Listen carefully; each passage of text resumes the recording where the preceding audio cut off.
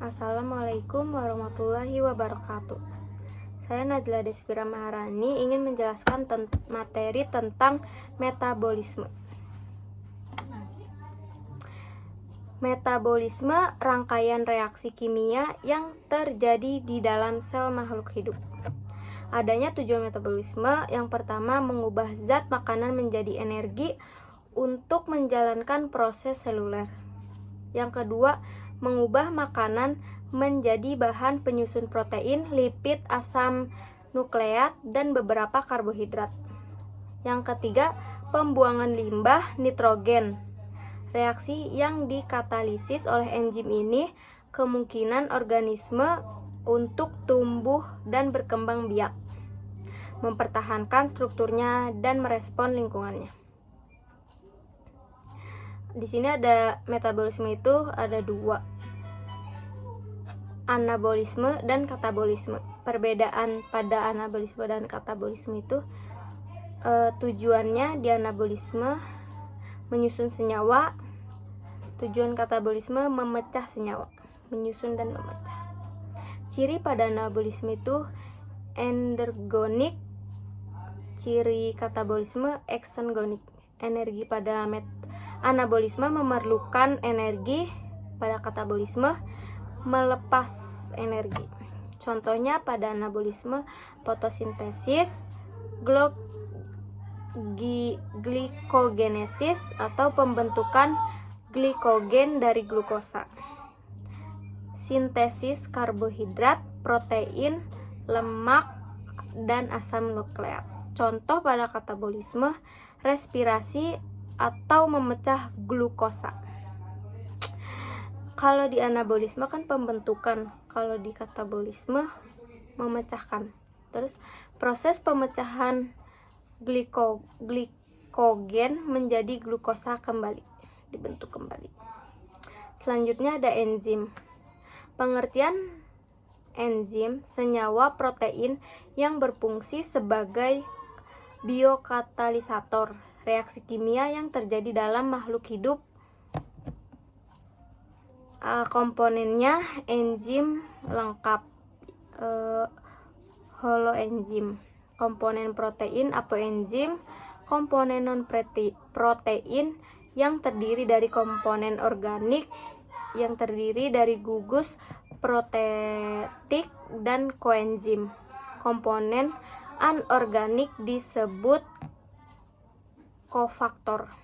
Cara kerjanya ada dua. Yang pertama, teori kunci dan gembok. Enzim diupamakan sebagai gembok dan substrat sebagai kunci. Bagaimana enzim dapat berkaitan dengan substrat disebut di bagian sisi aktif. Yang kedua, teori induksi.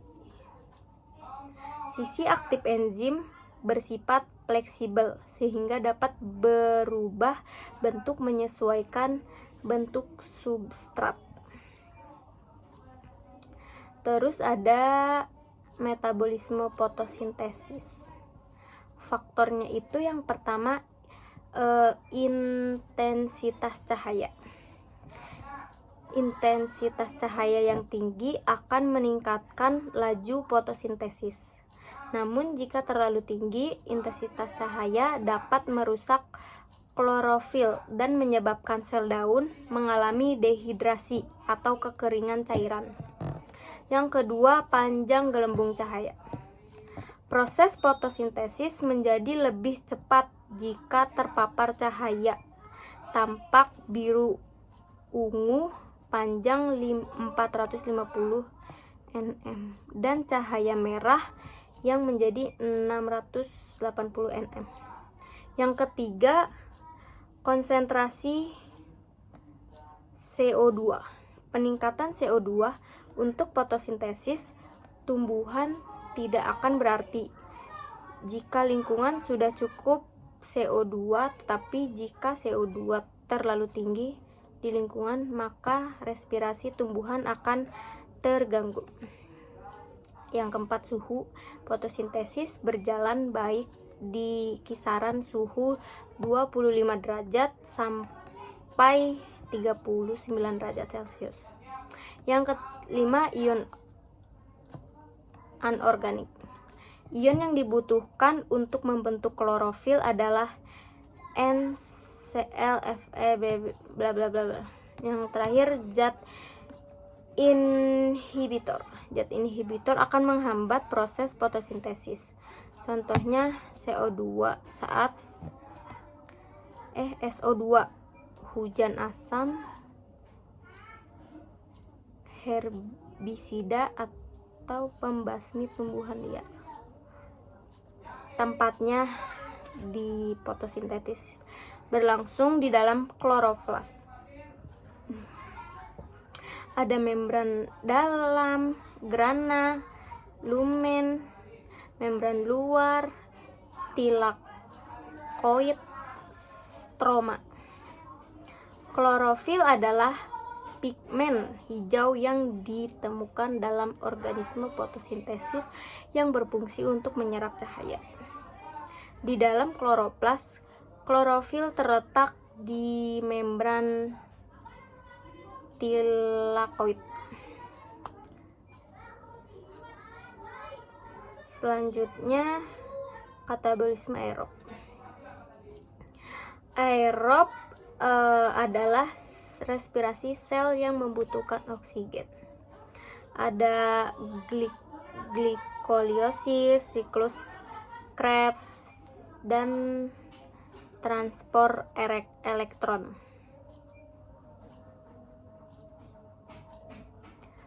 Katabolisme anaerob atau fermentasi.